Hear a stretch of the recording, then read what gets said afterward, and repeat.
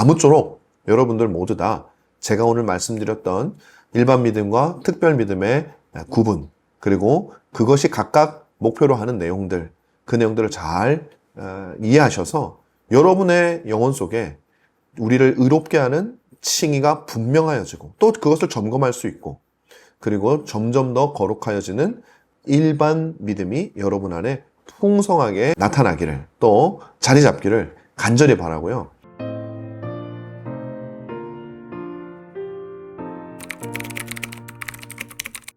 안녕하세요, 여러분.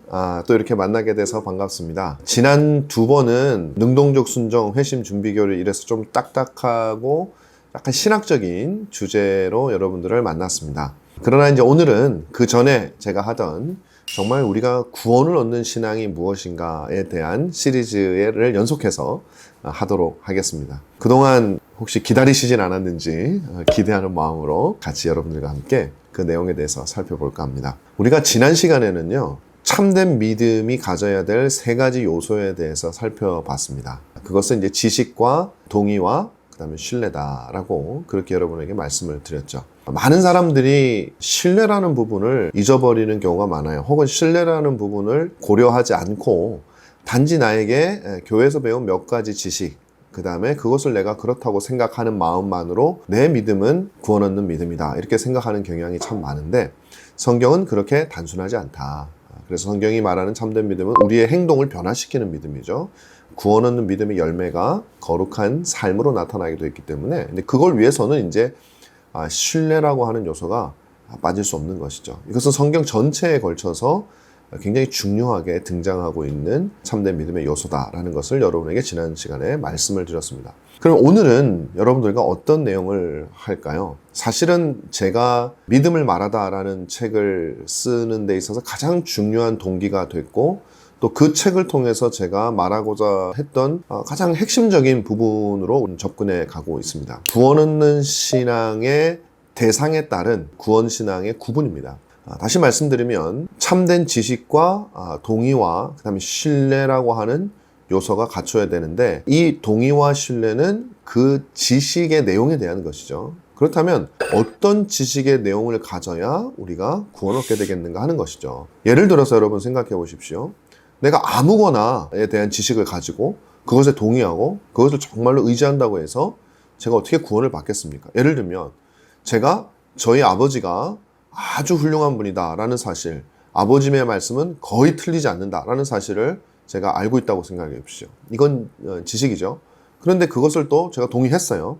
그래서 아버지의 말씀 따라서 삽니다. 그렇다고 해서 저의 영혼이 하나님의 진노에서부터 구원을 받을 수는 없는 것이죠. 그러니까 이 세 가지 요소는 굉장히 중요한데, 여기서 또 다른 의미에서의 핵심적인 부분은 무엇이냐면 바로 이 지식, 동의와 신뢰가 따르는 이 지식이 어떤 지식이냐라는 것이 우리의 믿음이 정말 구원 얻는 믿음이냐 아니냐라고 하는 것입니다. 일반적으로 생각을 할 때 그럼 그 지식이 뭐겠습니까? 당연히 성경에 있는 내용이겠죠. 이 말이 참 애매한 말이에요. 성경에 있는 내용을 알면 돼 라고 하거나, 혹은 성경에 있는 내용을 알고 또 동의하고 또 믿으면 돼, 신뢰하면 돼 라고 얘기는 하지만, 그 성경에 있는 어떤 내용을 믿어야 되냐는 것이죠.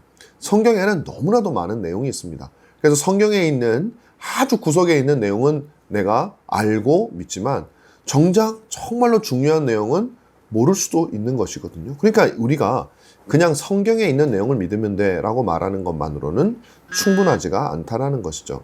이것을 전통적으로 청교도들은 사람마다 조금씩 다르기는 하지만, 가장 대표적인 청교도라고 할 수 있는 토마스 그딘 같은 사람은 이 구원 얻는 믿음을 그 대상에 따라서 크게 두 종류로 나눕니다. 하나는 일반 믿음이라는 이름을 붙였어요. 이건 사람마다 다를 수 있습니다.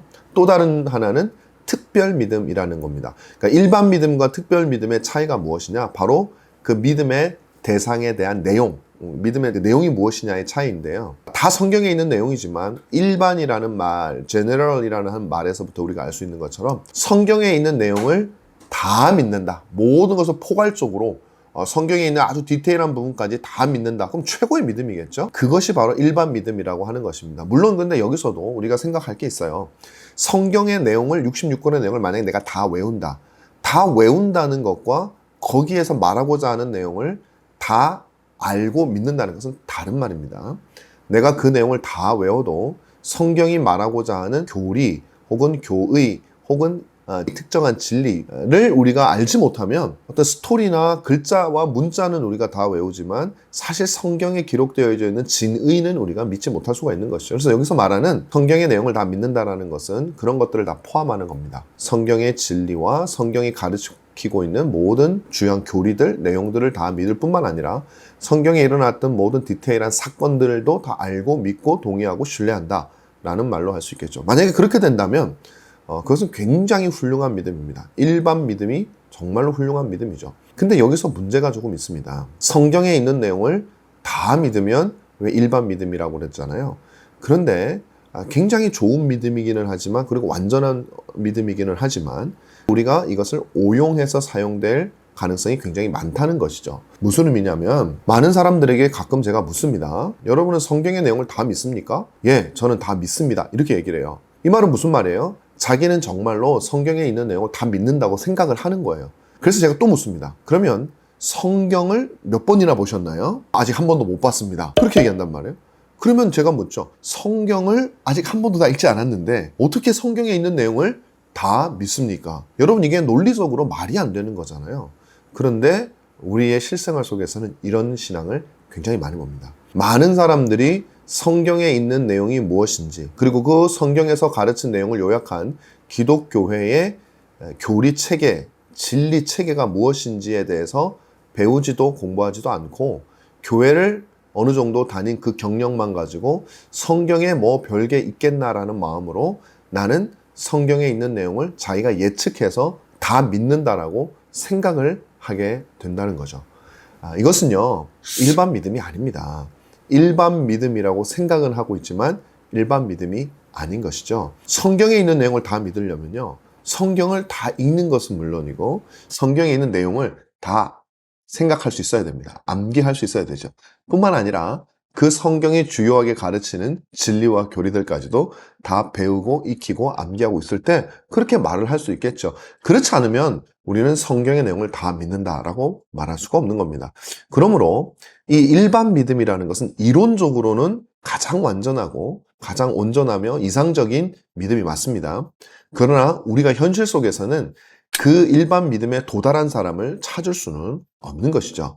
우리는 그 일반 믿음을 온전하게 가지는 것을 향해서 달려가는 겁니다. 토마스 구디는 일반 믿음과는 조금 구별되는 또 다른 종류의 한 믿음을 얘기합니다. 그 믿음은 특별 믿음이라고 이름을 붙였어요. 왜 특별 믿음이냐? 기본적으로 믿음의 대상, 믿음의 내용, 지식이죠. 그 내용이 특별하다는 겁니다. 아까 말씀드렸던 일반 믿음은 성경 전체니까 아주 포괄적이잖아요. 그런데 이것은 아주 구체적인 몇 가지라는 얘기예요. 그래서 특별 믿음이라는 말을 붙였습니다. 오해하지 마십시오. 일반 믿음은 별 볼 일 없는 믿음이고 특별 믿음은 좋은 믿음이다, 그런 뜻이 아니라 믿음의 내용의 대상에 따라서 포괄적인 성경 전체는 일반 믿음이요, 그 가운데 특정한 것은 특별 믿음이라고 이름을 붙였습니다. 특별 믿음은 어떤 것들을 믿기 때문에 특별 믿음이라는 이름을 붙였을까요? 토마스 구디는 이 특별 믿음의 대상을 크게 말하면 세 가지로 구분을 합니다. 첫째는 하나님의 은혜라고 얘기를 합니다. 하나님의 은혜를 우리가 믿어야 된다는 것이죠. 두 번째는 하나님의 자비라고 표현합니다. 자비로우신 하나님을 믿는다는 것이죠. 불쌍한 자를 긍휼히 여기시고 불쌍히 여기시는 하나님에 대한 믿음이 있어야 된다는 겁니다. 세 번째는 그 믿음의 대상이 주 예수 그리스도라는 것이죠. 이것은 엄밀하게 말하면 하나님의 은혜와 하나님의 자비가 가장 선명하고 분명하게 그리고 구체적으로 드러난 그런 믿음의 대상이 바로 예수 그리스도라는 겁니다. 그 예수 그리스도께서 하신 사역과 그분의 모든 일들 가운데 바로 하나님의 자비와 은혜가 드러나죠. 우리는 이것을 은혜 언약이라고 부르면 좋습니다. 은혜 언약의 중보자로서 그리스도께서 감당하신 일이죠. 율법을 전체를 적극적으로 능동적으로 지키신 순종과 그 다음에 우리의 죄를 대신해서 십자가에서 고난을 당하시고 죽음을 당했다라는 의미에서의 수동적입니다. 수동적인, 하기 싫었다는 의미가 아니라 당했다라는 의미에서의 수동적인 순종을 감당하시고 그 모든 순종이 우리에게 전가되어져서 하나님은 우리를 구원하시는데 이 모든 것이 우리를 향한 하나님의 은혜와 자비의 결과다라고 하는 것이죠. 그래서 이 세 가지, 하나님의 은혜, 하나님의 자비, 그리고 예수 그리스도, 이 세 가지를 믿는 것을 특별 믿음이라고 말합니다. 왜 토마스 굿윈과 그 외의 많은 청교도들은 이렇게 믿음을 특별 믿음과 일반 믿음으로 구분을 했을까요? 제가 또 연구하면서 이 부분을 보면서 우리 시대에 정말로 필요한 것이구나 라는 생각을 하게 됐습니다. 청교도들은, 그리고 특별히 굿윈은 일반 믿음과 특별 믿음을 그 믿음이 가져다주는 결과에 따라서 두 믿음을 구분합니다. 다시 말하면 특별 믿음은 칭의라고 하는 아주 특별한 결과를 가져다주는 믿음이라는 것이죠. 우리를 의롭게 해준다라는 겁니다. 예수 그리스도와 우리를 결합시켜준다라는 역할이 있는 것입니다. 그래서 특별 믿음의 역할은 우리를 그리스도와 결합하여서 우리를 의롭게 해주는 역할이고, 그렇다면 일반 믿음은 뭘까요? 일반 믿음의 역할은 그리스도와 결합되어진 우리들이, 죄인들이 점점 더 거룩하게 성장해 나가며 하나님의 말씀을 따르고 하나님을 닮아가는 신자의 거룩한 삶을 살도록 해주는 믿음의 내용이라는 것입니다. 정리합니다. 특별 믿음은 바로 우리로 하여금 예수 그리스도와 연합되어져서 예수 그리스도께로 우리가 나아가도록 해서 그 그리스도께서 성취하신 모든 의를 우리에게 전가해주는 칭의의 믿음이라면, 일반 믿음은 칭의받은 자로서 점점 더 거룩해지고 신자답게 살기로 애쓰며 하나님의 말씀을 따라가는 거룩한 삶을 살도록 해주는 믿음이다. 이렇게 구분을 합니다. 우리가 하나님의 전능하심을 믿거나 하나님의 공의로우심을 믿는다고 해서 우리는 하나님과 연합되지 않습니다. 왜냐하면 그거는요, 이슬람교 신자도 믿을 수 있고요, 다른 종교를 가진 사람들도 자기가 섬기는 신이 공의롭고 혹은 무섭고 이런 내용들은 얼마든지 믿을 수 있어요. 하나님을 다른 종교의 신과 온전하게 구분하는 것은 무엇일까요? 삼위일체 하나님이죠. 성육신하신 그리스도, 구속주 하나님을 말하는 것입니다. 그러므로 우리의 칭의는 바로 우리를 구속하신 그 하나님, 예수 그리스도의 믿음, 그리고 그 하나님이 은혜로우시고 자비로우셔서 우리를 얼마든지 용서해 주신다라고 하는 그 믿음이 있을 때 우리는 하나님과 가까이 갈 수가 있고 하나님과 연합되어질 수가 있고, 그렇게 될 때 우리는 하나님의 모든 의를 받아서 칭의가 될 수 있는 것이죠. 그래서 이 특별 믿음은 칭의를 목표로 하는 믿음이고, 일반 믿음은 만약에 일반 믿음 속에 특별 믿음의 대상에 대한 믿음이 포함되어 있는 진짜 일반 믿음이면 그 일반 믿음 하나면 끝나죠. 근데 제가 왜 이 말씀을 굳이 여러분들에게 드리냐면, 많은 사람들이 자기는 성경 전체를 믿는다고 말하면서도 정작 우리가 칭의 받기 위해서 믿어야 되는 믿음의 대상인 하나님의 은혜로움과 자비로움과 주 예수 그리스도에 대해서는 너무나도 모호하거나 그냥 두루뭉실하게 믿는 건지 아는 건지 동의하는 건지 신뢰하는 건지 알 수 없게 믿는 사람들이 너무나 많기 때문에 말씀을 드립니다. 그래서 그들은 자신이 의롭게 되기 위해서 그리스도가 어떤 일을 하셨는지 알지 못한 채 그저 하나님은 나를 도와주시는 분이야, 하나님은 능력이 많으셔서 도와만 주시면 나는 잘 살 수 있고 행복하게 살 수 있고, 내가 어려운 일이 있으면 나를 불쌍히 여기셔서 그냥 도와주시는 그런 하나님으로만 여긴다면 그것은 온전한 특별 믿음이 되지 않는다는 것이죠. 왜? 그것은 주 예수 그리스도라고 하는 은혜 언약의 중보자의 놀라운 구속의 속성이 빠져있기 때문에 그런 것입니다. 저는 목회를 하면서 성도들에게 이것을 가르치기 위해서 힘을 썼습니다. 우리 성도들이 막연하게 성경을 믿고 교회를 오래 다녔으니까 그저 나는 하나님을 다 믿는다고 생각하는 것을 깨워드리고 싶었어요.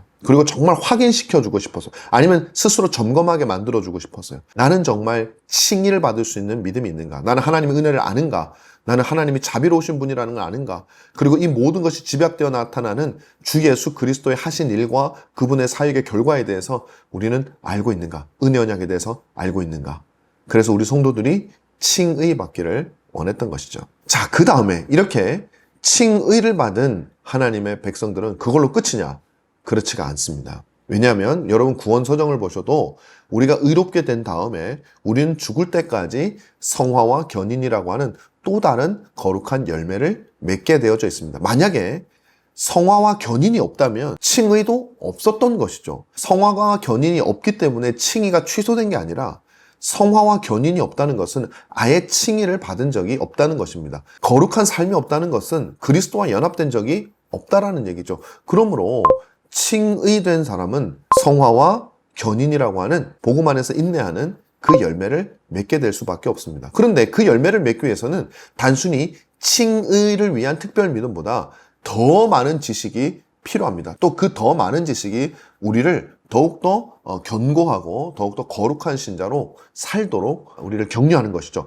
그것을 저는 일반 믿음이라고 얘기를 하는 겁니다. 그렇게 여러분이 그리스도와 연합되었다라는 사실을 여러분이 인식하시고 그 다음부터는 연합된 신자답게 살기 위해서 성경에 나와 있는 모든 지식에 대해서 알기 위해서 힘을 쓰셔야 돼요. 그래서 창세기부터 계시록까지 우리는 읽어야 되고 또 그것을 전체를 요약해 놓은 모든 교리들을 배워야 되고 또 그것을 암기하고 또 연구하고 기도하고 하는 모든 일들은 바로 일반 믿음의 영역의 지식을 점점 확대해 나가기 위한 것이라는 사실이죠. 한번 여러분 생각해 보세요.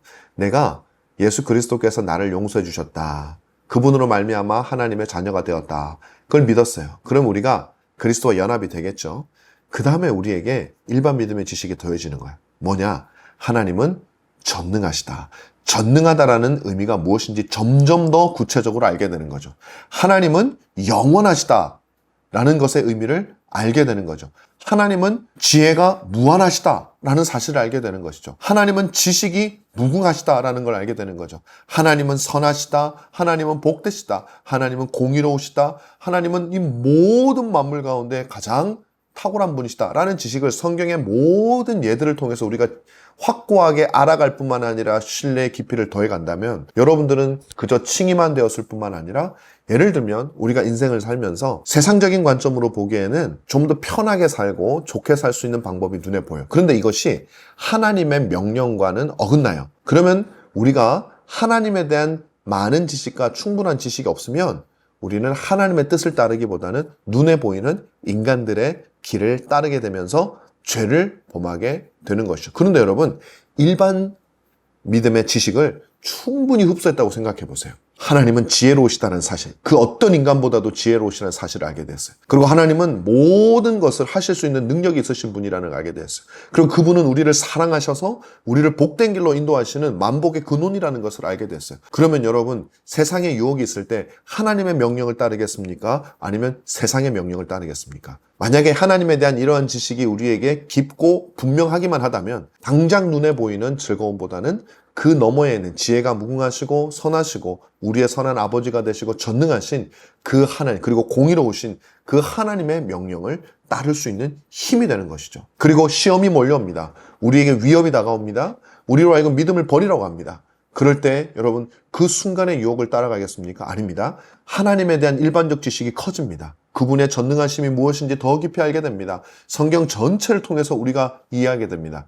그렇게 되면 우리는 그 세상의 위협에 굴하지 않고 우리의 영혼과 육신을 멸하시는 그 하나님을 더욱더 두려워하게 되는 것이죠. 우리의 육신을 멸하는 세상을 두려워하는 것이 아니라 영혼과 육신을 멸하신다고 말하는 하나님을 더 두려워하게 된다는 것입니다. 그래서 이 일반 믿음과 특별 믿음의 구분은 단순히 중세 스콜라주의자들처럼 뭔가 이론적으로 사색적으로 복잡하게 만들기 위해서 한 구분이 아니에요.